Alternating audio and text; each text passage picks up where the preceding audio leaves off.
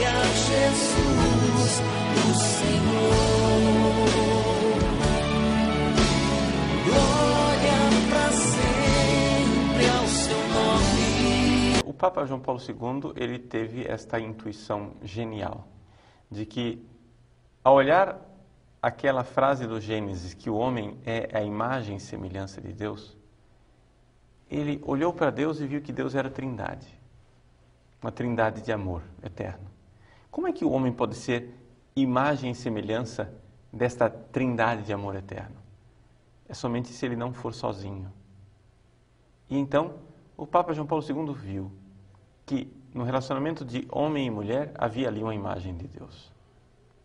Mas esta imagem de Deus estava impressa fisicamente, concretamente no corpo das pessoas. Ou seja, nós olhamos para o corpo do ser humano e o corpo do ser humano, todo ele tem sentido em si mesmo, né? Para entender para que servem os meus ouvidos, eu não preciso de um outro ser humano para explicar isso. Para entender para que serve a minha boca, os meus olhos, minhas mãos, eu não preciso de um outro ser humano para explicar isso. Mas, para entender os meus órgãos sexuais, eu preciso de um outro ser humano. Não é possível entender o corpo de um homem se você não pensar o corpo de uma mulher. Não é possível você entender o corpo de uma mulher sem pensar o corpo de um homem. Um foi feito para o outro. Então, o Papa viu nessa realidade do corpo do ser humano, né, uma mensagem para o mundo moderno, para o mundo atual. O fundador da revista Playboy, ele fez uma vez uma entrevista em que ele disse o seguinte, que quando ele não era, quando ele era mais jovem, não era adulto, né, ele foi pouco abraçado, ele foi pouco acariciado pela sua mãe. E ele mesmo diz que exatamente por isso é que ele hoje, né, ajudou a fazer essa revolução sexual com a revista Playboy no mundo inteiro, porque ele foi pouco abraçado e ele recebeu pouco carinho da mãe. E é exatamente aqui que fez ele ir para o sexo da forma como ele vivenciou. Ao ver essa entrevista desse homem, dá vontade de chorar, dá vontade de ter profunda pena e compaixão por ele. Por ver que um homem destruído e carente destrói também a sexualidade dos outros. Então, o que é que o fundador da revista Playboy fez? Ele foi lá na lata do lixo, pegou a sexualidade que estava sendo rejeitada pela humanidade e aquela sexualidade deformada e esfregou na cara das pessoas. Vocês têm que ver isso, vocês têm que ver isso, vocês têm que ver isso. O Papa João Paulo II fez algo oposto e semelhante. O Papa viu que a sexualidade humana tinha sido jogada na lata do lixo. E ao invés de fazer aquilo que o fundador da Playboy fez, de esfregar na cara das pessoas aquela sexualidade distorcida, aquela carência, ele pegou e tentou tirar a deformação da sexualidade humana, olhar o grande projeto de Deus e dizer, gente, nós não podemos jogar isso fora. Nós não podemos jogar fora a nossa sexualidade porque ela é uma imagem belíssima de Deus. Ela é uma imagem do grande projeto vocacional que nós temos de Deus. Então aqui que está a riqueza dessa teologia do corpo do Papa João Paulo II. Ou seja, na década de 50, nós temos aí dois homens, 1950. O fundador da Playboy e um bispo polonês chamado Karol Wojtyła, que seria depois o Papa João Paulo II. Os dois viram que a humanidade estava jogando a sexualidade na lata do lixo.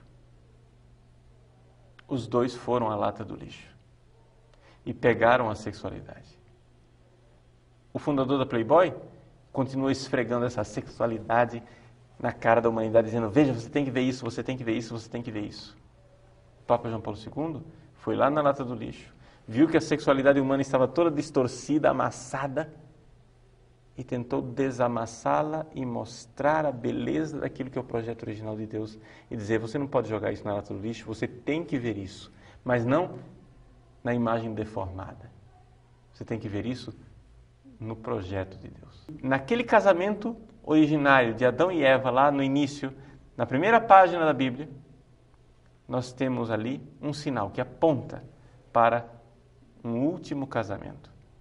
O casamento entre Deus e a humanidade, que está na última página da Bíblia, no livro do Apocalipse, onde o Espírito Santo e a esposa dizem, Cristo vem. Vem. Né? Esse anseio, esse desejo pela união com o esposo. Então, vejam esse grande projeto, esse projeto bonito de Deus para com a humanidade. Então, veja só como, de fato, nós temos em João Paulo II uma genialidade, né, e uma mensagem para o homem moderno. O homem moderno está tão focado nessa questão sexual. João Paulo II diz, é verdade, mas isso nos fala de Deus e não do pecado e da depravação. A catequese, as catequeses sobre a teologia do corpo do Papa João Paulo II são realmente algo impressionante e é a mensagem do Evangelho para o homem atual. Gente, se o demônio está tão preocupado em destruir a sexualidade, é porque a sexualidade tem algo de divino, algo de muito importante para a nossa salvação. Né? O demônio não compra briga à toa. Ele, quando entra numa briga, ele entra porque ele sabe onde é que está o ponto, né, decisivo da batalha. Então, a sexualidade é importantíssima porque Deus é amor.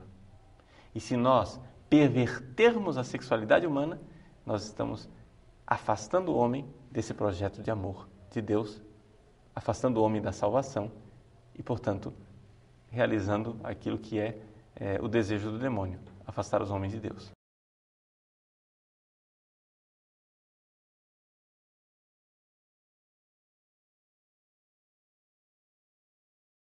Deus abençoe você, abençoe a sua família e que realmente coloque no seu coração esse empenho fortíssimo de que nós nascemos para amar e que este desejo sexual que nós temos aqui hoje, na verdade, é um sinal que aponta para o grande desejo de Deus.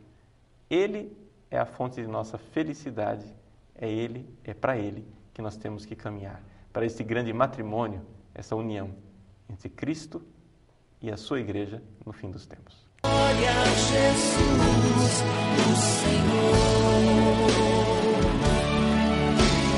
Glória para sempre ao seu nome.